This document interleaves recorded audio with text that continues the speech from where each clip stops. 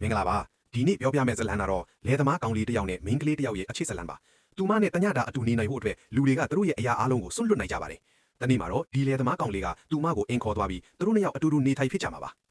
ဇလန်က1850ခုနှစ်ကယ်လီဖိုးနီးယားပြည်နယ် Rockies မြို့လေမှာစတင်နေပါတယ်ဒီမှာ Angel ဆိုတဲ့အလွန်လှပတဲ့မိန်းကလေးတစ်ယောက်ကိုတွေ့ရမှာပါသူမဟာမြို့တွင်းမှာအလွန်လိုလားအားကြီးတဲ့သူဖြစ်ပြီးလူတွေကသူမနဲ့တညတောင်အတူနေနိုင်ဖို့ထီကစားပြိုင်ဆိုင်ရပါတယ်ကံကောင်းသူတွေကသူတို့အတွက်ကြီးမားတဲ့စုချီးမိညာတယ်လို့ခံစားရတတ်ပါတယ်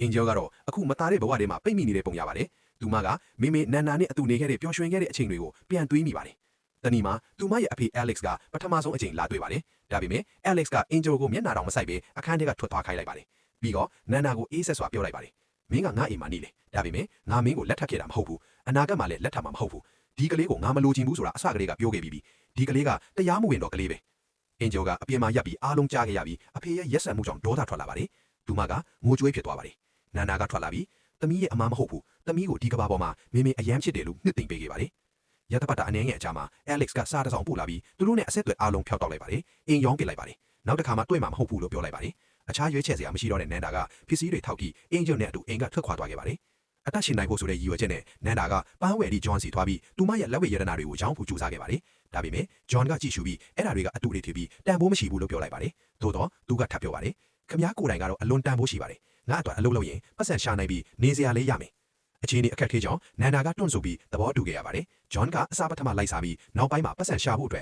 ်သူမကိုအလုပ်လုပ်ခိုင်းခဲ့ပါတယ်ဒါပေမဲ့အချိန်အနည်းငယ်ကြာတော့နန်နာကဆိုးဆိုးဝါးဝါနာမကျန်းသွားပြီးကွယ်လွန်သွားခဲ့ပါတယ်မေမေဆုံးရှုံးသွားတဲ့နောက်အင်ဂျယ်ကနှလုံးကွယ်ပြီးငိုကြွေးခဲ့ရပါတယ်သို့တော့သူမလည်းရက်ဆက်ကြမ်းကျွတ်တဲ့ကဘာကြီးမှာအားရင်ချိနေနေခဲ့ရတော့ပါတယ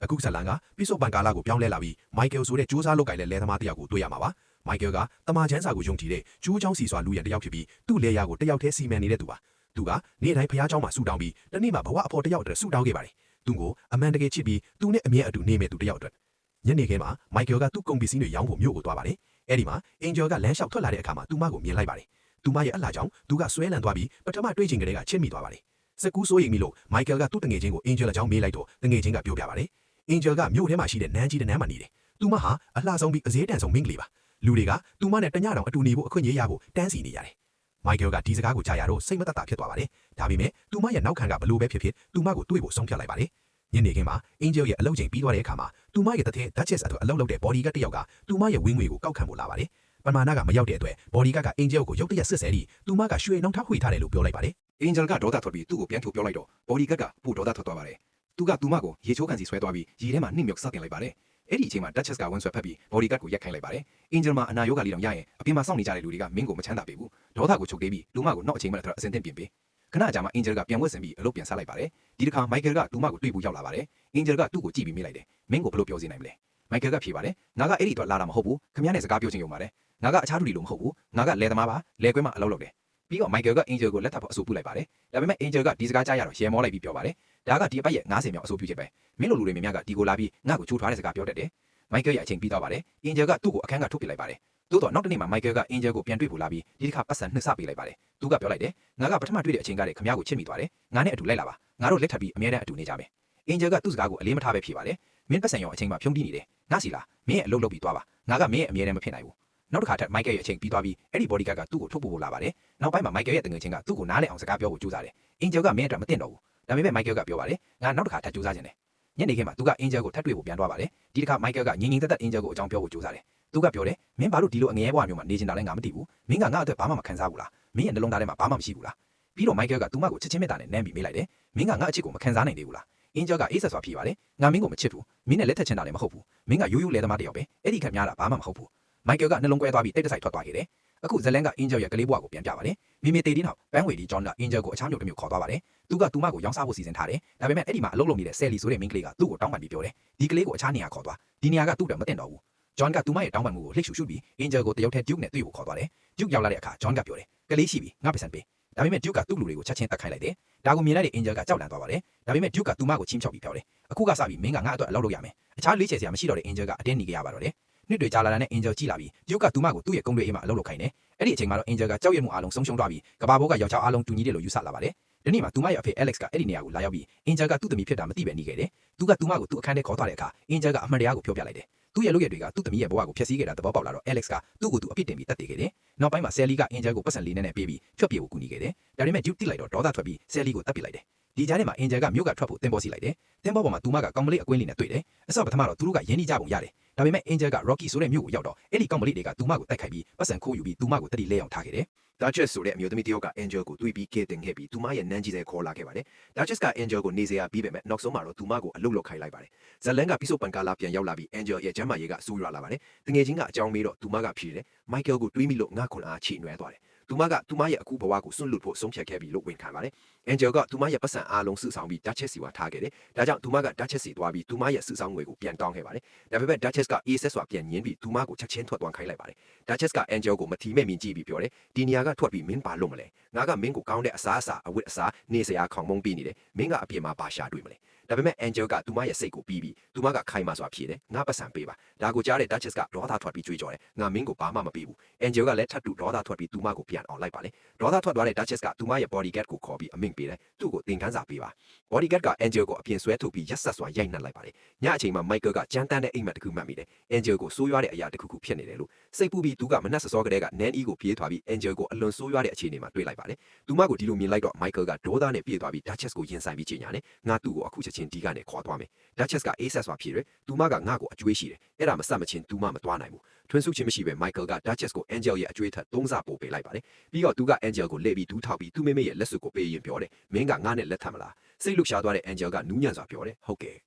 Michael က Angel ကိုသူ့လက်ရာကိုပြန်ခေါ်လာပါတယ်။သူမရဲ့အခြေအနေကတော့သူမခံရတဲ့ရိုက်နှက်မှုကြောင့်အားရမစေပဲရှိနေပါတယ်။ Angel က Michael ကိုကြည့်ပြီးပြောတယ်။မင်းကငါ့အတွက်ပတ်စံအများကြီးတုံးခဲ့တယ်။ Michael ကပြုံးပြီးဖြေတယ်။ပတ်စံအကြောင်းမပူပါနဲ့။ငါ့အတွက်အရေးကြီးတာကမင်းကိုအဲ့ဒီနေရာကနေထုတ်ဆောင်လာနိုင်ခြင်းပဲ။ Angel ကသူ့ကိုလက်စွပ်ပြန်အပ်ပြီးပြောတယ်။ငါပြန်ကောင်းသွားရင်မင်းရဲ့အကျွေးအားလုံးပြန်ဆက်ပြီးငါထွက်သွားမယ်။ငါကလက်ထပ်ခြင်းအားဖြင့်ဘသူရဲ့ကြုံမှမဟုတ်ဘူး။ Michael ကရေမောပြီးပြန်ဖြေတယ်။လက်ထပ်ခြင်းကကြုံခံခြင်းမဟုတ်ဘူး။သူကသူမကိုအဝတ်အစားအချို့ပေးပါတယ်။ Angel ကမေးတယ်။ဒါတွေကမင်းရဲ့ဇနီးရဲ့အဝတ်တွေလား။ Michael ကဖြေတယ်။မဟုတ်ဘူးဒါတွေကငါညမရဲ့အဝတ်တွေပါ။သူမတနည်းအရင်သေဆုံးသွားပြီသူမရဲ့ခင်ပွန်းပေါ်ကငါနဲ့အတူကြီးမှနေခဲ့တယ်ဒါပေမဲ့အခုသူကအခြားမြို့မှာရှိတယ် Angel ကမတတ်ရဖို့ကြိုးစားတော့သူမရဲ့ကျမ်းမာရေးကမကောင်းလို့လဲကျသွားပါတယ် Michael ကချက်ချင်းဝင်ပြီးသူမကိုစောင့်ရှောက်လိုက်ပါတယ်နောက်3ပတ်လုံး Michael က Angel ကိုသူမပြန်ကောင်းသွားတဲ့အထိစောင့်ရှောက်ပေးခဲ့ပါတယ်တညမှာ Michael က Angel ကိုစစ်ဆေးဖို့လာရောက်တယ်သူမကသူ့ကိုပိုနီးခေါ်ပြီးပြောတယ်ငါအကျွေးပြန်ဆက်ချင်ရောက်ပြီလို့ရည်ညွှန်းတယ်ဒါပေမဲ့ Michael ကညင်းပြီးငါကမင်းကိုကဲတင်တာတခုခုပြန်လိုချင်လို့မဟုတ်ဘူးငါနှလုံးသားထဲမှာမင်းအတွက်ခံစားတာကိုမင်းလည်းငါအတွက်ခံစားစေချင်တယ်အဲ့ဒီအချိန်ရောက်မချင်းငါမင်းနာကိုမချင်းကပ်ဘူးနောက်နေ့မနက်မှာ Michael ကလေကွင်းမှာအလုပ်လုပ်နေတော့ Angel ကသူ့စီချင်းကပ်လာပြီးပြောတယ်ငါကမင်းရဲ့ဇနီးတာလုံးတွေကိုမစီမံနိုင်ပေမဲ့ငါဒီမှာရှိနေစဉ်မင်းလေယာအလုပ်တွေမှာကူညီနိုင်တယ် Michael ကသဘောတူပြီးသူမကိုကြက်ဥစုဆောင်းခြင်းကြက်မွေးခြင်းငါဖမ်းခြင်းစတဲ့လေယာအလုပ်တွေအမျိုးမျိုးတင်ပေးလိုက်ပါတယ် Angel ကဒီအသက်တွေကိုတင်ယူနာတာနှစ်သက်လာပြီးအေးချမ်းတဲ့လေယာဘဝကိုတဖြည်းဖြည်းလိုက်ညီလာပါတယ်တညမှာ Michael က Angel ကိုနှိုးပြီးပြောတယ်ငါ့ကိုလိုက်ပါ Angel ကဝန်တိုပြီးပြောတယ်မနှက်နီးနေပြီဒီအချိန်မှာမင်းကငါ့ကိုဘဲကိုခေါ်သွားမလဲဒါပေမဲ့ Angel ကဝမ်းနည်းမှုနဲ့သူမဘရောမှမိခင်မဖြစ်နိုင်ဘူးသို့မဟုတ်သူ့အတွက်ကောင်းတဲ့ဇနီးမဖြစ်နိုင်ဘူးဆိုတာလက်ခံလိုက်ပါတယ်နောက်ပိုင်းမှာသူတို့ညစာစားနေကြတော့ Angel ကမေးတယ်ငါတို့နေထွက်ရှူခဲ့တဲ့နေရာကိုခေါ်သွားပေးပါ Michael ကသဘောတူပြီးသူတို့နေဝင်ချင်းကြည့်ဖို့အဲ့ဒီနေရာကိုသွားကြပါတယ်အချိန်ကိုမှတ်တမ်းတင်ဖို့သူတို့နူးညံ့ပြီးရင်းနှီးတဲ့အချိန်ကိုမျှဝေခဲ့ကြပါတယ်နောက်တနေ့မနေ့ Angel ကမီယန်မကွက်စားဆောင်ရေးပြီး Michael ရဲ့လက်စုပ်ကိုထည့်ထားလိုက်ပါတယ်သူမကလူတွေမနိုးခင်လူတစ်ယောက်နဲ့အတူမြို့ကိုသွားဖို့ဆုံးဖြတ်လိုက်ပါတယ်မီယန်ကအစာကိုတွေ့တော့ Michael နဲ့မီယန်တို့ကလှပတဲ့စုံတွဲကြည့်ပြီးအမြဲပျော်ရွှင်နေနိုင်မယ်လို့ရေးထားပါတယ်သူမက Michael ကိုပြပြီးကြိုးကိုက်တယ်မင်းသွားပြီးသူမကိုရက်တန်တယ်ဒါပေမဲ့ Michael ကဖြေတယ်ငါကသူမကိုငါချစ်ချင်းမြတ်တာခံစားစေဖို့တတ်နိုင်တယ်များလုပ်ပြီးပြီအခုကသူ့ဘဝပါပြန်လာဖို့ဆုံးဖြတ်ချက်ကသူ့စီမှာရှိတယ်အင်ဂျီကမြို့ရောက်ပြီးဟိုတယ်ပိုင်ရှင်တယောက်ကိုကပ်ပြီးနေစရာတစ်ခုအတွက်ခြေပုံးစရာအဖြစ်အလုပ်လုပ်ဖို့ကမ်းလှမ်းလိုက်ပါတယ်ပိုင်ရှင်ကသဘောတူပြီးအင်ဂျီကအဲ့ဒီမှာအလုပ်စလုပ်ပါတယ်သို့တော့အဲ့ဒီနေ့မှာပဲဂျူးကဲလူတယောက်ကသူမကိုဟိုတယ်မှာအလုပ်လုပ်နေတာမြင်လိုက်ပါတယ်အဲ့ဒီညမှာဟိုတယ်မှာမီးလောင်ပြီးအရာအလုံးမီးရှို့ပျက်စီးသွားပါတယ်နောက်တနေ့မနက်အင်ဂျီကမီးလောင်ပျက်စီးသွားတဲ့အကျွင်းကြံတွေစုဆောင်းနေတာကိုတွေ့ရပါတယ်အင်ဂျီကဟိုတယ်ကနေမီးလောင်ပျက်စီးသွားတဲ့အကျွင်းကြံတွေစုဆောင်းနေတော့ဂျူးကရုတ်တရက်သူမရှိမှပေါ်လာပါတယ်ဂျူးကလေးဘဝကဂျွန်ကိုတက်ပြီးနောက်သူမကိုဖမ်းဆီးခဲ့တဲ့အဲ့ဒီလူကအခုသူမဘဝထဲပြန်ဝင်လာပါပြီအင်ဂျီကသူ့ကိုမြင်လိုက်တော့တုန်လှုပ်သွားပါတယ်ဂျူးကသူမကိုသူနဲ့လိုက်ဖို့အေးဆက်စွာမေးပေမဲ့အင်ဂျီကခိုင်မာစွာဖြေတယ်မင်းငါ့ကိုအတင်းမခိုင်းနိုင်ဘူးဂျူးကပြုံးရည်ပြီးဖွင့်ထားလိုက်တယ်ငါကညာခင်းကဟိုတယ်မှာမီးတင်ခဲ့တာပါမင်းငါနဲ့လိုက်ဖို့သဘောမတူရင်ဟိုတယ်ပိုင်ရှင်ကိုလည်းတတ်မယ်ဟိုတယ်ပိုင်ရှင်ကိုကာကွယ်ဖို့အင်ဂျီကအတွင်ဆုပ်ပြီးဂျူးနဲ့အတူသွားဖို့သဘောတူလိုက်ပါတယ်သို့တော့သူ့နေရာရောက်တော့ကောင်မလေးနှစ်ယောက်ကိုသူ့အတွက်အလုပ်လုပ်ခိုင်းနေတာမြင်လိုက်ရတယ်အရင်ကသူမကိုလုတ်ခဲ့တယ်လို့ပါပဲဒေါသနဲ့ဆက်ဆုပ်ယုံရှားမှုပြည့်လာတဲ့အင်ဂျီကသူ့ကိုရင်ဆိုင်ပြီးပြောတယ်မင်းကအရွယ်ရောက်ပြီးသားအမျိုးသမီးတွေကိုမကင်တွယ်နိုင်တော့ဘူးဒါကြောင့်အခုကလေးမလေးတွေခေါ်လာပြီးညစ်ပါနေတာပေါ့ဒေါသထွက်သွားတဲ့ဂျူးကသူမကိုချီးမြှောက်တယ်မင်းငါ့ကိုစန့်ကျင်ရင်သို့မဟုတ်ထွက်ပြေးဖို့ကြိုးစားရင်ငါမင်းကိုတတ်မယ်အခုအစင်သက်ဖြစ်ပါမင်းကိုလူတွေရှိမှခေါ်ထုတ်ပြပေးရမယ်ဂျူးကအင်ဂျီကိုစင်ပြင်းပေါ်ပြချင်တာကသူ့စီးပွားရေးကတစ်စိတ်ပိုင်းပါဒါပေမဲ့ပထမဦးဆုံးအချိန်အင်ဂျီကစူးတောင်းပါတယ်သူမတူတူလေးပြောတယ်ဖះရှင် မင်းအတကယ်ရှိရင်ငါ့ကိုကူညီပါအမှန်တရားပြောနိုင်ဖို့ခွန်အားပေးပါဒီကလေးမလေးတွေကိုကယ်တင်ဖို့ခွန်အားပေးပါဂျူကသူမကိုစင်ပင်ဆွဲတင်ပြီးလူအစုဝေးရှိမှတင်ပြတဲ့အခါအင်ဂျယ်ကရဲစွမ်းတတိကိုတွေးလိုက်ပါတယ်မာမာနာရှိရှိရက်လာပြီးဂျူကကောင်မလေးတွေကိုဘလို့ညစ်ပန်းတယ်ဆိုတာကိုလူအလုံးကိုပြောပြပြီးသူမကိုယ်တိုင်ခံခဲ့ရတဲ့အလွေထုံးစားမှုဇက်လန်းကိုမျှဝေလိုက်ပါတယ်ဂျူကအဖြတ်ဖြတ်ဝင်ပြီးအစုဝေးကိုကြွေးကြော်တယ်သူမလိန်နေတာသူကသူမကိုဆွဲပြီးစင်ပင်ဆင်းပြီးအခန်းတစ်ခုထဲဝင်သွားတယ်သူမကိုတတ်ဖို့ရည်ရွယ်ချက်နဲ့ဒါပေမဲ့နောက်ဆုံးအချိန်မှာဂျူရဲ့ကိုပိုင်လူတယောက်သူရက်ဆက်မှုကိုညှင်းငွေ့နေတဲ့သူကဝင်ဆွဲပိုက်ပါတယ်သူကဂျူကိုရိုက်လဲပြီးအင်ဂျင်ကိုတိုးတိုးလေးပြောတယ်ပြေးပါအချိန်မဖြုံးပဲအင်ဂျယ်ကကောင်မလေးနှစ်ယောက်ထားတဲ့အခန်းကိုပြေးသွားပြီးသူတို့ကိုကယ်ထုတ်ပြီးထွက်ပြေးလိုက်ပါတယ်အစုဝေးကဒီအရေးခင်းမြင်ပြီးအင်ဂျယ်ရဲ့ဇက်လန်ကြတော့ဂျူကိုစန့်ကျင်လာကြတယ်သူ့ရဲ့ဘီကုံလက်ရတွေအကြောင်းကိုအထက်မှဝေးအတိကျင့်သွားကြတဲ့သူတို့ကပြင်းစွာဒေါသထွက်လာကြပါတယ်ဂျူကထွက်ပြီးမှုကြိုးစားပေမဲ့အစုဝေးကသူ့ကိုဝိုင်းုံဖမ်းဆီးပြီးကျူးလေဆွဲနဲ့ကွက်မြစ်လိုက်ပါတယ်